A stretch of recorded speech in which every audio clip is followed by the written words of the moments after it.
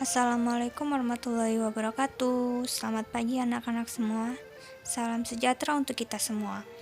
Pada pagi hari ini, Ibu harap anak-anak semua masih semangat dan sehat selalu dalam pembelajaran daring ini. Jadi di sini Ibu mau menjelaskan mengenai cara mengatasi prokrastinasi. Mungkin anak-anak semua ada yang belum tahu apa itu prokrastinasi. Jadi Ibu akan menjelaskan terlebih dahulu ya. Jadi prokrastinasi itu dapat disimpulkan sebagai perilaku suka menunda-nunda pekerjaan, atau bisa diartikan seperti siswa-siswi yang mengerjakan tugas tetapi tidak tepat waktunya dan menundanya dengan pekerjaan hal yang lebih penting menurut siswa-siswi tersebut. Kemudian juga Ibu ingin menjelaskan mengenai prokrastinasi. Aku tidak suka menunda. Tujuan dari prokrastinasi bisa anak-anak baca di slide video PPT yang Ibu tampilkan ini. Ini tujuannya dapat mampu menggali dan menentukan prioritas diri untuk mengurangi kebiasaan prokrastinasi. Jadi, Ibu jelaskan di sini agar siswa-siswi semua bisa mengurangi kebiasaan prokrastinasi itu. Karena COVID ini mungkin anak-anak semua merasa jenuh dengan pekerjaan atau tugas-tugas yang diberikan oleh guru-guru. Mungkin siswa-siswi juga ingin cepat masuk tatap muka, belajar tidak daring, bertemu dengan rekan-rekan, bertemu dengan teman-teman. Tapi mau dikatakan apa bagaimana, kita semua bukan hanya siswa-siswi yang hanya ingin masuk ke terbuka, tapi guru pun juga ingin. Tapi karena keadaan di mana kita harus dituntut, siswi dan guru harus dituntut bekerja sama dalam menghadapi situasi COVID ini. Karena siswa tanpa guru tidak akan bisa berjalan, begitupun sebaliknya, guru tanpa siswa juga tidak akan bisa berjalan. Nah, kalau bisa dan harus bisa, bagaimana caranya kita menaklukkan kebiasaan menunda prokrastinasi atau bye-bye prokrastination gitu. Nah, gimana caranya? Kita yang pertama dalam mengerjakan tugas tersebut, kita harus menyukai terlebih dahulu. Menyukai apa saja? Menyukai gurunya, cara pengajarannya. Bagaimana caranya? Jika kita tidak menyukai gurunya, cara pengajarannya, bagaimana kita akan menyukai pelajaran tersebut? Jadi kuncinya kita harus suka kepada gurunya, suka dalam hal arti cara dia mengajar.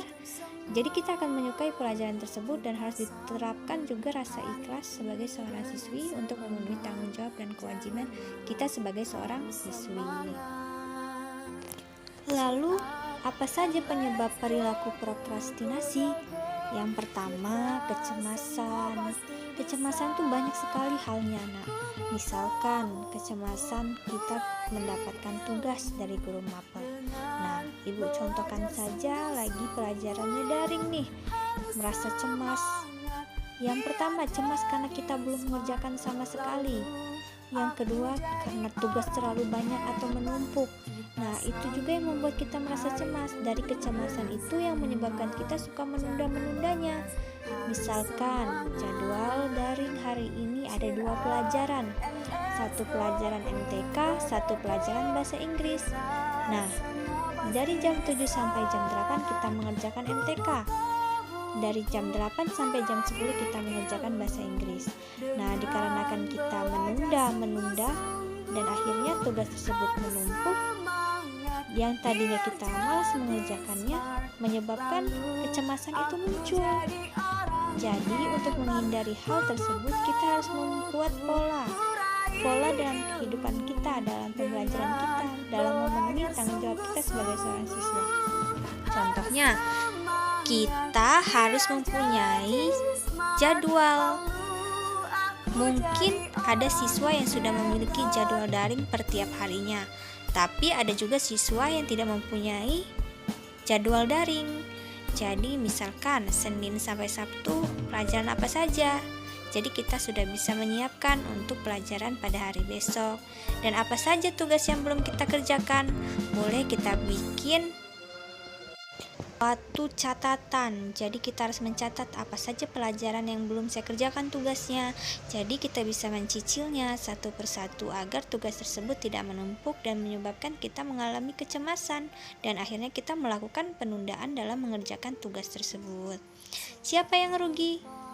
Nah, di sini kalian pasti sudah tahu karena guru butuh murid untuk memberikan ilmu, tetapi murid membutuhkan guru untuk mendapatkan ilmu.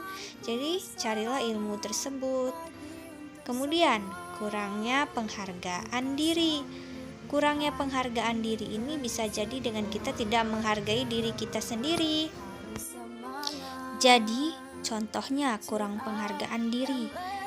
Misalkan kita merasa diri kita tidak mampu dalam mengerjakan tugas tersebut dan mengakibatkan kita tidak mau mengerjakan hal tersebut. Kita merasa kita tidak pintar daripada teman-teman kita tidak serajin teman-teman kita. Nah, kuncinya di sini, jika kita ingin menjadi siswa yang teladan, menjadi siswa yang bertanggung jawab, kita harus menghargai diri kita sendiri. Karena setiap individu, setiap teman-temannya memiliki kelebihan dan kekurangannya masing-masing. Tetapi tidak ada siswa yang salah, tidak ada siswa yang tidak pintar. Semuanya bisa dilakukan jika kita penuh dengan usaha. Kemudian rendahnya toleransi terhadap ketidakyakinan. Nah, contohnya kita tidak bisa bertoleransi dengan teman juga bisa, atau kita tidak saling membantu, atau kita tidak memiliki keyakinan terhadap diri kita sendiri. Jadi ini sangat berbahaya sekali untuk diri kita sendiri, karena dalam mengerjakan tugas kita juga bisa bekerja sama dengan teman-teman kita. Bekerja sama bukan berarti mencontek ya, tetapi bekerja sama tersebut yakni kita memberikan informasi kepada teman kita, begitupun sebaliknya. Apa yang belum kita ketahui, kita beritahu kepada teman kita, begitupun sebaliknya. Saling menggali ilmu dan potensi untuk menciptakan generasi penerus bangsa yang cerdas dan berpotensial. Jika kita sudah mengetahui penyebab perilaku prokrastinasi, jadi kemungkinan anak-anak semua atau siswa-siswi bisa membuat rencana ke depannya untuk melakukan suatu perubahan terhadap diri kalian sendiri. Ibu juga akan menjelaskan akibat dari prokrastinasi. Yang pertama, tidak tenang. Coba deh anak-anak semua bayangkan, jika kalian tidak mengerjakan banyak sekali tugas daring dan akhirnya tugas tersebut menumpuk, akhirnya kalian merasa tidak tenang. Yang pertama, kalian takut dipanggil oleh guru kalian, takut dipanggil oleh guru mata pelajaran, takut dipanggil oleh guru wali kelas, ataupun guru bimbingan dan konseling. Apalagi sampai dibuatkan surat pemanggilan orang tua. Jangan ya. Jadi, supaya kita terhindar dari rasa tidak tenang tersebut, kita harus memenuhi tanggung jawab kita sebagai seorang siswa dengan baik. Kemudian, ada juga dihantui perasaan bersalah. Jika kita merasa bersalah, berarti kita melakukan kesalahan, tetapi bukan berarti kita tidak bisa menjadi lebih baik lagi. Misalkan karena kita tidak mengerjakan tugas daring, akibatnya orang tua kita dipanggil. Kemudian otomatis kita merasa kita melakukan kesalahan. Dengan kita melakukan hal tersebut, misalkan tidak mengerjakan tugas, otomatis nilai kita akan merah atau di bawah KKM, ataupun nilai kita kosong. Jadinya guru-guru mata pelajaran akan mencari kita. Nah, disinilah yang salahnya. Seharusnya sebelum guru mata pelajaran mengingatkan kita tentang pelajaran tersebut, kita harus tahu sebagai seorang siswa apa saja jadwal pelajaran yang harus kita penuhi, apa saja yang harus kita lakukan dalam mengerjakan tugas dan lain hal sebagainya.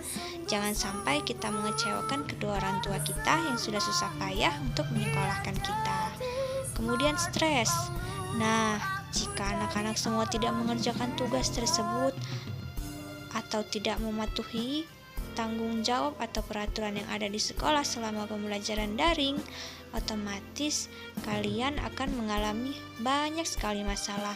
Contohnya dari hal nilai, dari hal perilaku, dan hal lainnya. Lalu bagaimana cara kita agar menghindari stres tersebut? Ya, kita harus menjadi anak baik yang memenuhi tanggung jawab sebagai seorang siswa. Oke, demikian yang dapat Ibu sampaikan untuk kalian semua siswa-siswi dimanapun kalian berada. Semoga keadaan ini akan membaik dan kita akan segera bertemu tatap muka langsung. Amin.